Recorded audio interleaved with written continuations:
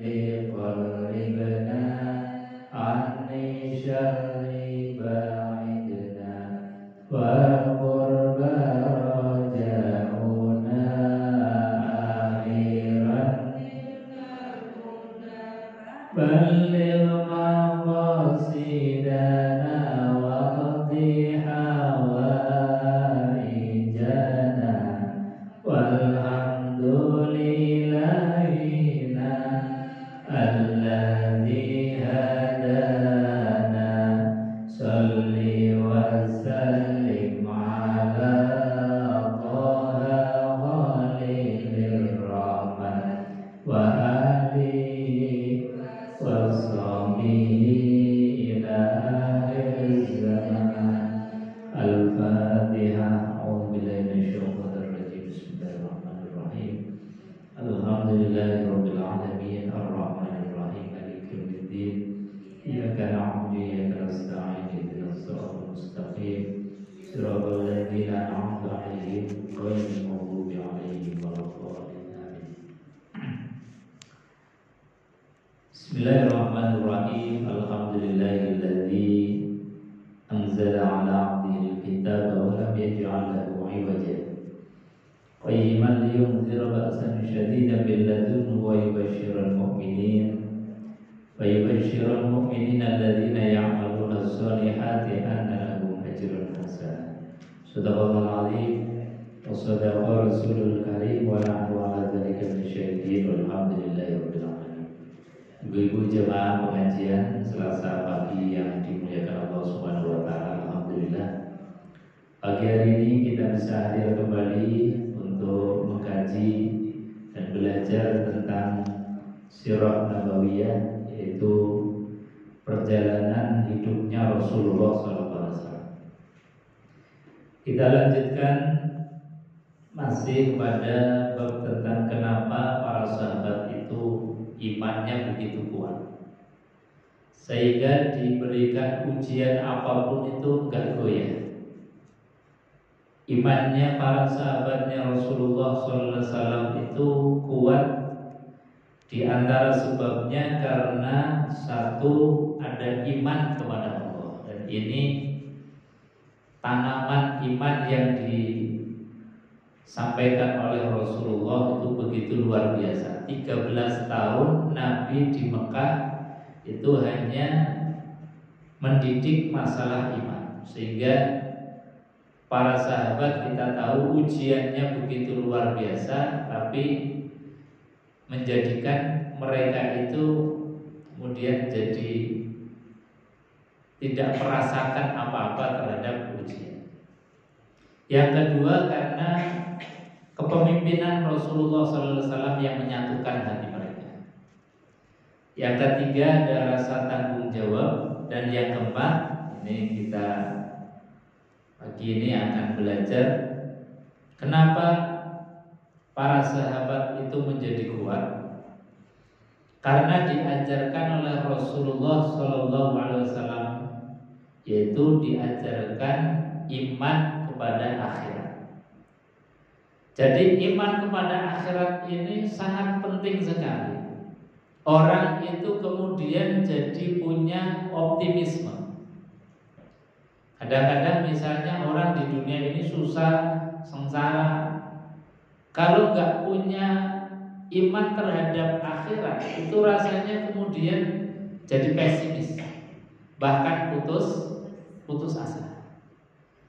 Ya Allah, saya di dunia ini nggak punya apa-apa, nggak punya saudara, nggak punya harta. Orang kemudian jadi putus asa, pesimis. Tapi kalau orang itu diajarkan, dikenalkan dengan akhirat, ada harapan setelah dunia, itu artinya orang itu dalam keadaan apapun, meskipun mungkin miskin, tidak punya apa-apa, dikucilkan banyak orang, tapi ketika masih punya iman, dia percaya kepada Allah, yakin bahwa Allah akan menyediakan sesuatu yang terbaik bagi orang-orang yang di dunia itu sabar, ikhtiar, tawakal. Nah, ini ada optimisme, ada harapan. Makanya iman kepada hari akhir ini sangat penting. Orang-orang yang tidak beriman atau tidak mengimani hari akhir itu cenderung kemudian menghabiskan kesenangannya itu di dunia. Dunia menjadi tempat mereka itu mengeksploitir apapun, apakah itu nafsunya, apakah itu kemudian dunianya, kesenangannya dihabis-habiskan di dunia. Beda dengan orang yang punya iman terhadap hari akhir, yang kemudian Nabi SAW mengatakan ad-dunya mazra'atul akhirah. Dunia ini hanya mazra'ah saja, hanya sawah ladang saja, bukan yang semestinya kita tinggal. Kalau sawah ladang ya kita seyogianya memang hanya menanam kebaikan-kebaikan sebagai bekal kita untuk hidup yang selama-lamanya, yaitu di akhirat. Nah, ini satu pola pikir, frame berpikir, bingkai berpikir antara orang yang beriman mengimani hari akhir dengan orang yang tidak mengimani hari akhir itu sangat beda. Nah, kita lihat misalnya orang yang beragama apapun itu kan sebetulnya punya harapan hari akhir. Ya Islam, ya Hindu, Buddha, Nasrani, kemudian agama-agama yang lain. Asal dia percaya pada Tuhan dan hari akhir itu pasti ada optimisme di akhir. Cuma kemudian nanti akan ada salah. Beda dengan orang yang memang di dunia itu sudah nggak yakin, nggak percaya pada hari akhir.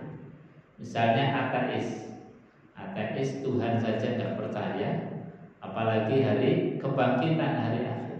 Makanya dalam keseharian kehidupannya itu mereka pasti menghalalkan segala macam cara.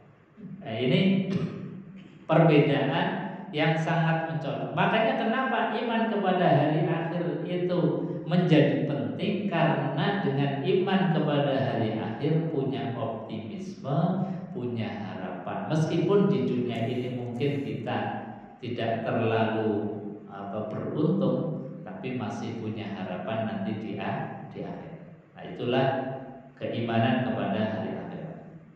Makanya Nabi diajarkan di dalam Al-Qur'anul Karim, ini ayat yang berkaitan dengan kepulangan orang selepas menunaikan ibadah haji. Jadi di Quran itu cerita tentang haji, al-hajju asyhurun ma'lumat dan sebagainya. Terus ayat berikutnya, fa idza qadaytum manasikakum fadhkurullaha kadzikrikum aba'akum aw ashadda dzikra. Fa minan nasi may yaqulu rabbana atina fid dunya wa ma lahu fil akhirati min khalaq. Wa minhum may yaqulu rabbana atina fid dunya hasanah wa fil akhirati hasanah wa qina adzabannar. Jadi kata Quran, ada nih orang yang haji, tapi selepas haji itu doanya orientasinya hanya dunia saja. Ya Allah, minta dunia, minta dunia, minta dunia. Wa ma lahu fil akhirati min khalaq. Dia lupa untuk minta bagiannya di akhirat. Maka dia tidak mendapatkan bagian apapun di akhirat, karena mintanya hanya dunia. Ada lagi sebagian yang kemudian doanya lengkap, Rabbana atina fid dunya hasanah wa fil akhirati hasanah wa qina adzabannar. Nah, ini doa yang sapu jagat menjadikan kita optimis, punya harapan masa depan, ya dunianya hasanah, akhiratnya juga hasanah. Ini iman kepada akhirat. Maka iman kepada akhirat menjadi bagian dari rukun iman. Rukun iman ada berapa, Bu? Ada 6. Yang pertama iman kepada Allah, iman kepada malaikat. Yang ketiga iman kepada kitab. Yang keempat iman kepada Rasul. Yang kelima iman kepada hari akhir. Yang terakhir iman kepada qada dan qadarnya Allah. Ini rukun iman, salah satunya iman kepada hari akhir. Nah, iman kepada hari akhir dan juga keimanan-keimanan yang lain itu kan butuh dites. Ada uji kompetensinya. Jangan-jangan kita hanya mengatakan iman kepada Allah, iman kepada hari akhir, tapi ketika dites itu sama sekali nggak mencerminkan iman kepada hari akhir. Nah, tes-tesannya Nabi itu dengan perkara yang mudah saja, yang terkait dengan kehidupan kita sehari-hari. Itu tes-tesan ujian masalah iman kepada hari akhir. Kata Nabi SAW, ini uji untuk kira-kira kita ini punya iman kepada hari akhir ya, kata Nabi. Rasul mengatakan, man kana yu'minu billahi wal yawmil akhir fala yu'dzi jaruhu. Yang pertama, kalau kita percaya kepada hari akhir, itu jangan menyakiti tetangga. Jadi artinya tetangga itu menjadi barometer iman kepada hari akhir. Kalau kita bentrok dengan tetangga, maknanya 1000 kali kita ngomong iman kepada hari akhir itu hanya omongan belaka. Belum ada bukti konkret bahwa kita itu beriman kepada Allah dan beriman kepada hari akhir. Makanya perbaiki hubungan dengan tetangga kita. Yang kedua, kata Rasulullah, man kana yu'minu billahi wal yawmil akhir falyukrim dhaifa. Orang yang ngaku diri beriman kepada Allah, beriman kepada hari akhir, itu cirinya, buktinya adalah memuliakan tamu. Jadi tamu itu bukti keimanan kita. Jadi diukur. Sebab kalau kita yang mengukur itu orang lain, yang ngetes, yang menilai orang lain, kita pasti marah-marah. Tapi kalau yang mengukur diri kita sendiri, oh iya, Nabi mengatakan bahwasanya memuliakan tamu itu bagian dari iman kepada hari akhir. Kemudian berbaik dengan tetangga itu juga bagian dari iman kepada hari akhir. Akhirnya kita berbuat baik yang menjadikan kita menjadi orang baik yang optimis bahwa kebaikan kita di dunia dengan tamu kita, dengan tetangga kita akan mendapatkan menuai hasil nanti di akhir. Tapi kalau kemudian tidak ada kesadaran itu, ya dengan tetangga cuek saja. Meskipun mungkin sampai nggak kenal, sampai nggak pernah bertegur sapa, karena memang orang menganggap bahwasanya aku, kamu ya kamu. Tidak ada urusan aku dengan urusan kamu. Sehingga menjadi manusia yang individualistik, manusia yang hanya mementingkan diri sendiri. Aku, kamu, lulu, gue. Nah, ini menjadikan manusia itu tercerabut dari fitrahnya yang manusia itu sebagai makhluk sosial, makhluk yang berkomuni atau berkelompok. Orang yang kemudian tercerabut daripada fitrahnya sampai kemudian melepaskan diri dari komunitas kita sebagai manusia, maka berarti dia sudah tidak punya keimanan kepada hari akhir. Jadi iman kepada hari akhir harus kita kemudian ada bukti dalam kehidupan kita sehari-hari. Yang ketiga, kata Rasulullah, ciri orang yang mengimani hari akhir itu maka yu'minu billahi wal yawmil akhir falyaqul khairan, berucap berbicara yang baik. Au liyasmut, atau kalau tidak bisa lebih baik diam. Ini iman kepada hari akhir. Sehingga apa? Para sahabat di dalam mengaplikasikan iman kepada hari akhir ya dalam keseharian. Ketika ada sahabat yang belum makan ditawari, bahkan ini dalam hadis yang sangat terkenal sehingga menjadi sebab turunnya ayat bahwasanya hadis menceritakan tentang sahabat yang ketika itu Rasulullah SAW kedatangan tamu. Maka Nabi Shallallahu Alaihi Wasallam mengatakan bahwasanya siapa yang berkenan untuk merumat tamuku ini. Maka kemudian ada salah seorang sahabat yang ngacung, saya ya Rasulullah yang akan merumat tamu ini, akan menjamu. Maka diajaklah tamu ini pulang ke rumah. Sampai di rumah itu tanya kepada istrinya, Bu, apakah ada makanan? Ternyata malam itu tidak ada makanan sama sekali, kecuali bubur yang mau disediakan untuk putranya, untuk anaknya. Hanya itu nyata. Akhirnya bingung, ini bagaimana caranya? Kalau sudah ngacung untuk menyiapkan diri menjamu tamunya Rasulullah, kok di rumah tidak ada apa? Akhirnya bersiasat. Gini aja, Bu, pokoknya disediakan di meja makan, nanti disediakan piring-piring biar yang ada buburnya itu untuk tamu. Kemudian nanti kalau sudah mau siap makan, itu lampu dimatikan. Lampu dimatikan. Ketika tamunya itu makan, kita biar etok-etok makan. Jadi biar piringnya itu bunyi seolah-olah kita baru makan. Sampai segitunya sahabat Rasulullah SAW sampai menjadikan sebab turunnya ayat yang mengatakan bahwasanya walau kana bihim khososo, bahwa sahabatnya Rasulullah SAW itu lebih mengedepankan orang lain. Walau kana bihim khososo, meskipun mereka sendiri itu sebetulnya dalam keadaan yang sangat membutuhkan.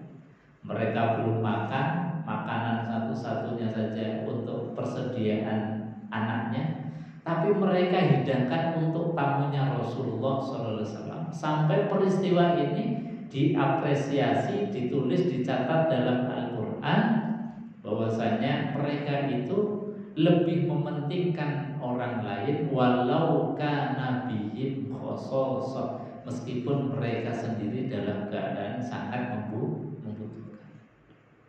Nah, ini kalau orang nggak punya rasa iman kepada hari akhir, ngapain ngasih orang lain? Wong kita saja lagi masih butuh. Pasti pikirannya begitu.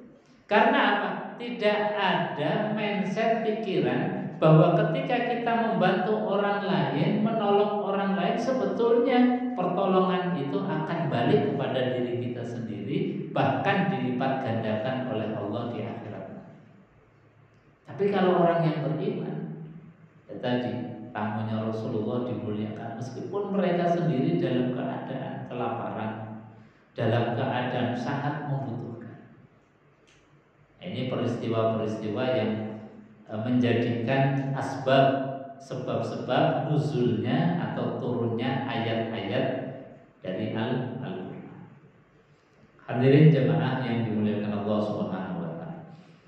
Jadi sekali lagi, keimanan kepada hari akhir itu menjadikan kita punya optimis, harapan, apapun yang menimpa kita itu tidak menjadi pesimis, bahkan tidak menjadi kita itu putus asa. Masih ada harapan terus.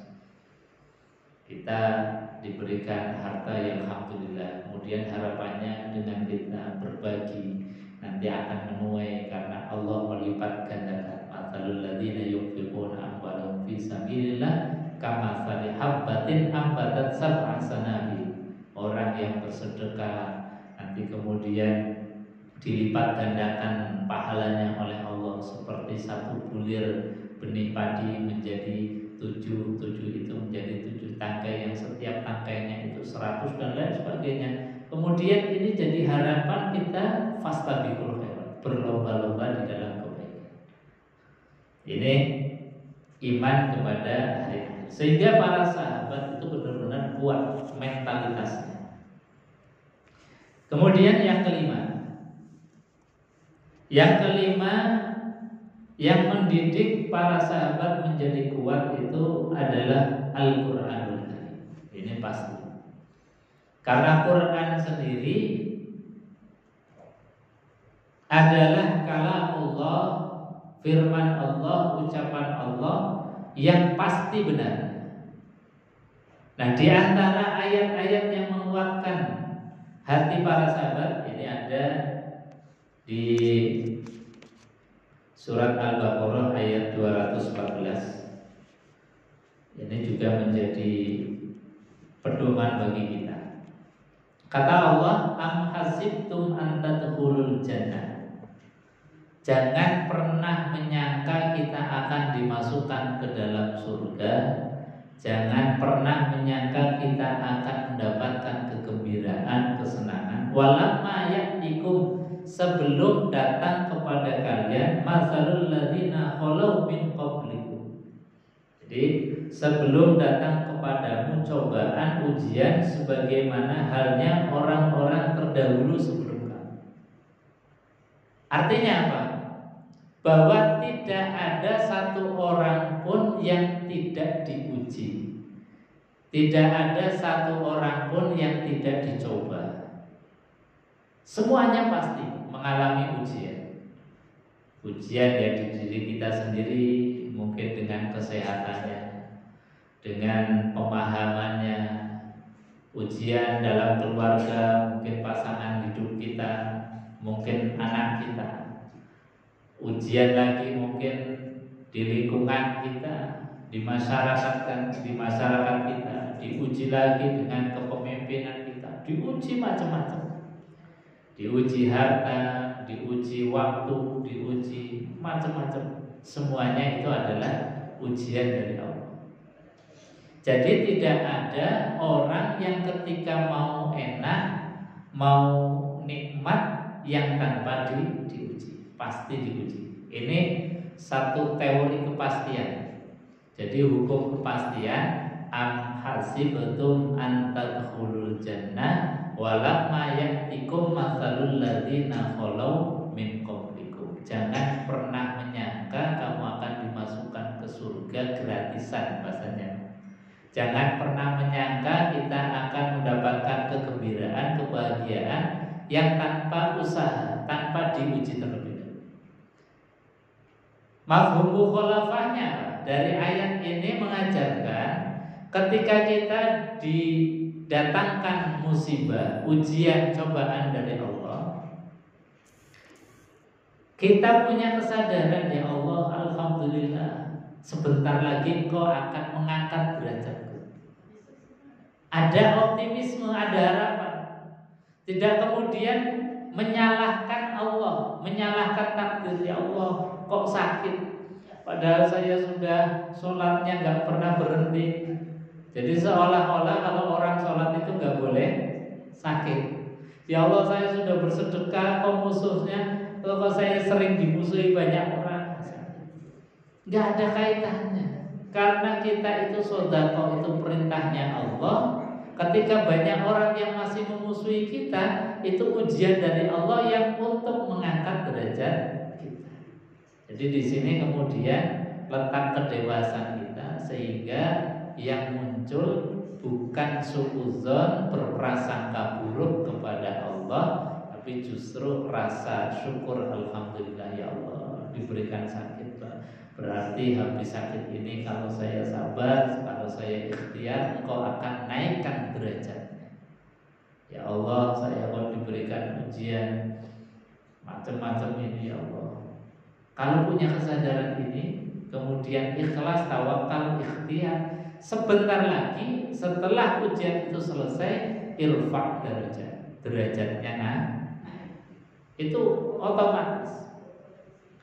Makanya Allah mengingatkan, jangan pernah menyangka dimasukkan ke surga kemudian gratis tanpa diuji terlebih dahulu. Ujiannya apa? Masat humul ba'sa. Kadang ditimpakan kepada mereka al-ba'sa, kesumpekan.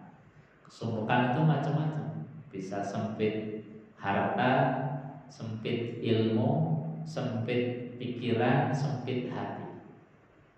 Mungkin hartanya banyak, tapi kalau hatinya sempit, itu rasanya nggak punya teman. Rasanya ya masih kurang saja. Itu namanya orang yang sempit hati. Orang yang sempit ilmu juga sama. Orang yang ilmunya itu sempit, rasanya punya masalah sedikit aja susah untuk mengurai. Karena apa? Minimnya ilmu. Tapi kalau ilmunya wasi'ah, luas, oh iya, dia mungkin nggak tahu saja sehingga dia ngomong begini. Ini kan wasi'ah, ilmunya luas, menjadikan hatinya juga lapang. Tapi kalau pemahamannya itu sempit, ilmunya sempit, dikit-dikit kemudian nyalahkan orang, dikit-dikit kemudian menjustifikasi, menyalahkan orang, bahkan kesalahannya sendiri kadang-kadang dia tidak lihat. Karena apa? Karena sempitnya hati. Itu ujian semua. Sempit ekonomi, sempit hati, sempit kesehatan dan sebagainya, itu ujian.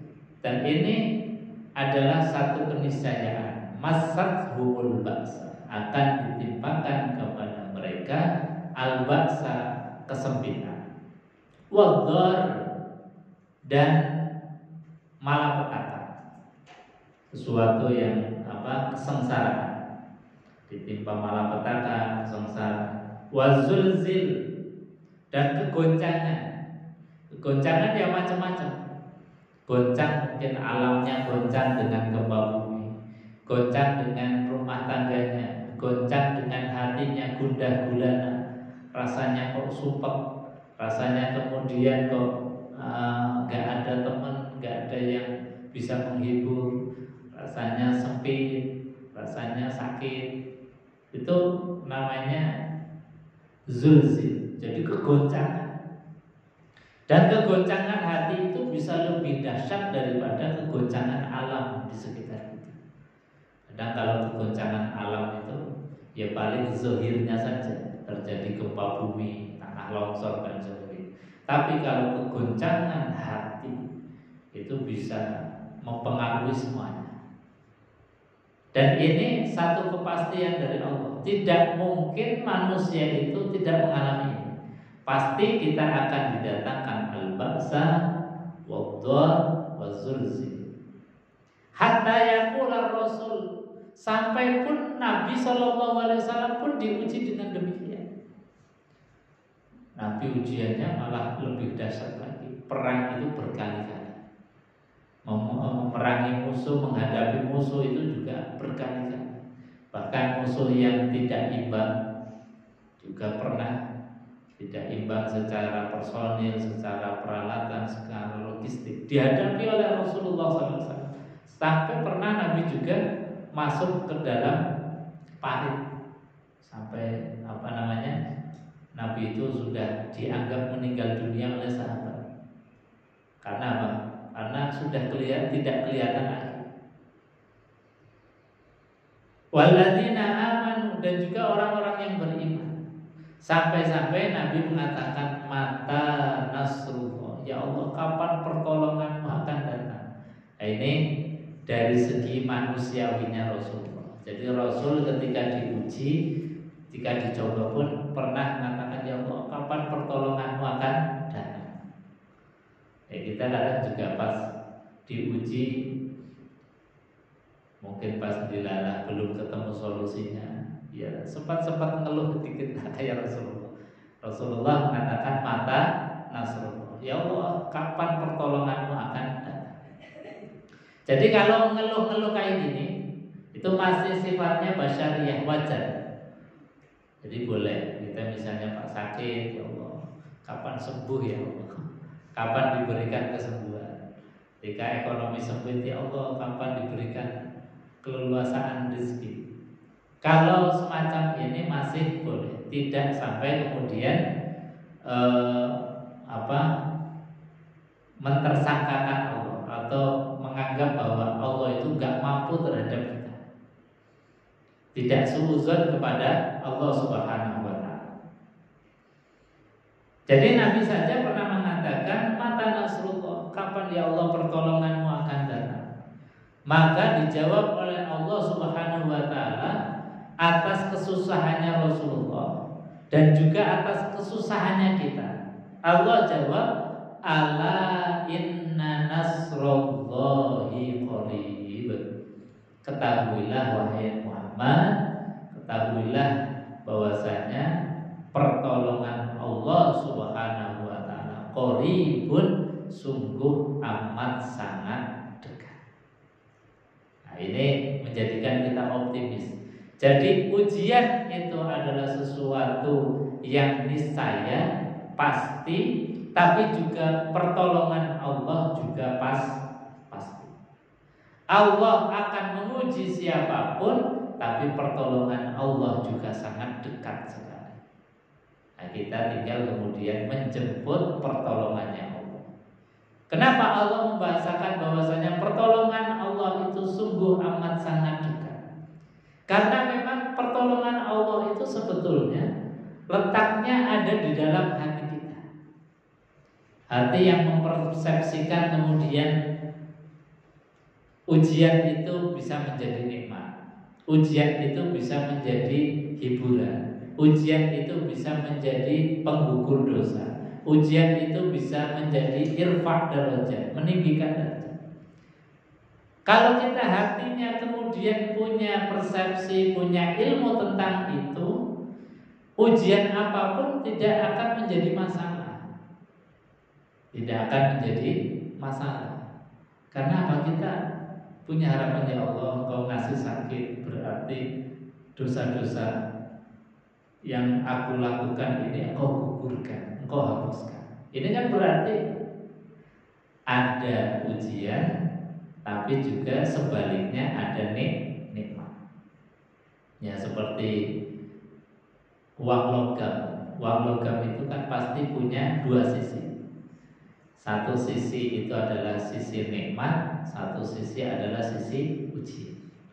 Kalau kita melihat uang koin ini hanya yang dilihat ujian saja, maka apapunnya jadi ujian.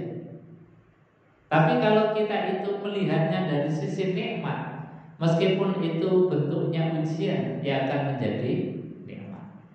Jadi misalnya sakit, tapi kita melihatnya dari sisi nikmatnya, maka sakit ini sebagai penggugur dosa. Sakit ini menjadi irfa' darajat. Sakit ini menjadi pengingat kita kepada Allah Subhanahu wa taala. Karena biasanya orang sehat dan orang sakit ini zikirnya justru banyak orang pas lagi sakit. Lagi sakit istighfarnya terus menerus, astagfirullahaladzim, ya Allah, astagfirullahaladzim. Tapi kalau pas sehat istighfarnya biasanya cuma habis sholat. Tapi kalau pas sakit istighfarnya sering terus menerus. Nah, kalimat itu saja itu sudah irfa' darajat. Karena apa? Yang diucapkan kalimat-kalimat yang disifati oleh Rasulullah sebagai kalimatun thayyibah atau kalimatun baqiyah, kalimat yang baik dan kalimat kekekalan. Kalimat yang baik karena yang diucapkan adalah permohonan maaf, permohonan ampun kepada Allah, istighfar, astagfirullahaladzim. Kalimatun baqiyah karena kalimat ini yang abadi. Karena tidak ada zat yang sanggup mengampuni kecuali Allah Subhanahu wa taala. Ini satu ujian yang kalau kita melihatnya dari sisi nikmat itu, maka pasti akan menjadikan kita itu nikmat dan husnuzan kepada Allah. Misalnya ditakdir oleh Allah tidak punya apa-apa, miskin, sudah nggak punya apa-apa, dikucilkan oleh orang lain. Kalau orang itu kemudian punya tadi, memandangnya dari sisi nikmat, maka ya Allah, alhamdulillah, saya kalau ditakdir miskin, berarti nanti di akhirat saya nggak punya tanggung jawab beban untuk dihisab. Tidak ada tanggung jawab untuk dihisab. Artinya apa? Kalau nggak ada yang dihisab oleh Allah, dihitung oleh Allah, ya dia masuk surga bi ghairi hisab, tanpa hisab. Seperti orang jalan lewat jalan tol tanpa ada pemberhentian. Tapi kalau orang diberikan oleh Allah rezeki, itu kan hisabnya banyak. Ditanya dari mana rezekinya, kemudian rezekinya halal apa enggak, ditasarufkan. Itu pertanyaannya.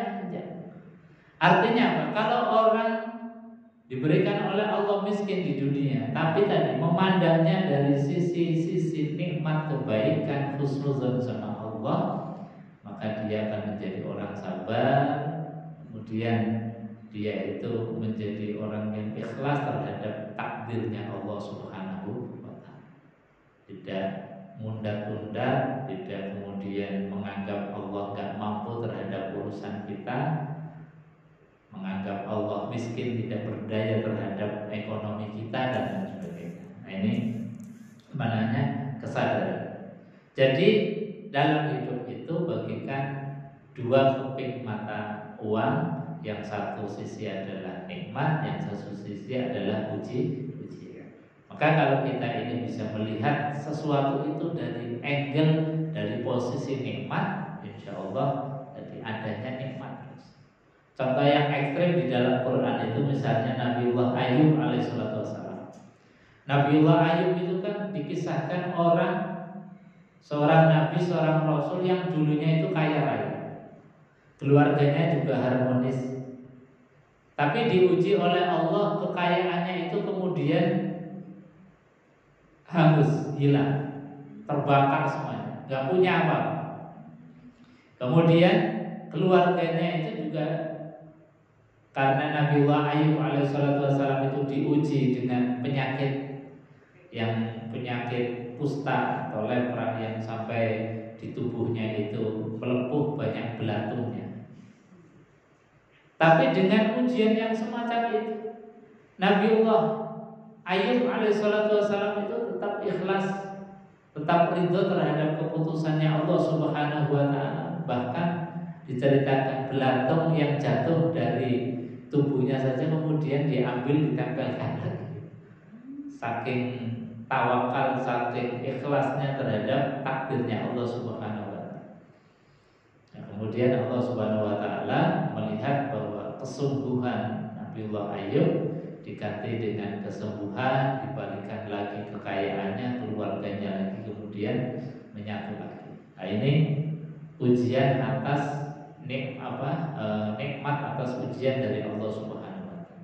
Jadi kalau orang itu memandang ujian itu dengan pandangannya nikmat, insya Allah tidak ada yang dirasakan. Ini seperti sering saya sampaikan, kalau ada air, kemudian air satu gelas dikasih satu garam atau satu sendok garam, itu pasti rasanya asin banget. Tapi kalau wadahnya ini diperlebar, airnya diperbanyak, air satu mangkok sama dikasih satu sendok garam, itu rasa asinnya sudah mulai hilang. Apalagi kalau lebar tempatnya itu diperlebar, airnya diperbanyak, maka satu sendok garam itu sudah tidak terasa lagi. Nah, begitulah ujian yang Allah berikan kepada kita. Kalau kita itu nerimanya dengan hati yang sempit, itu ujian sedikit saja rasanya sakit. Tapi kalau ujian kemudian sebesar apapun kita terima dengan hati yang wasi'ah, hati yang lebar, hati yang luas, ujiannya sudah tidak terasa lagi. Karena saking luasnya hati kita menerima ujian dari Allah Subhanahu wa ta'ala.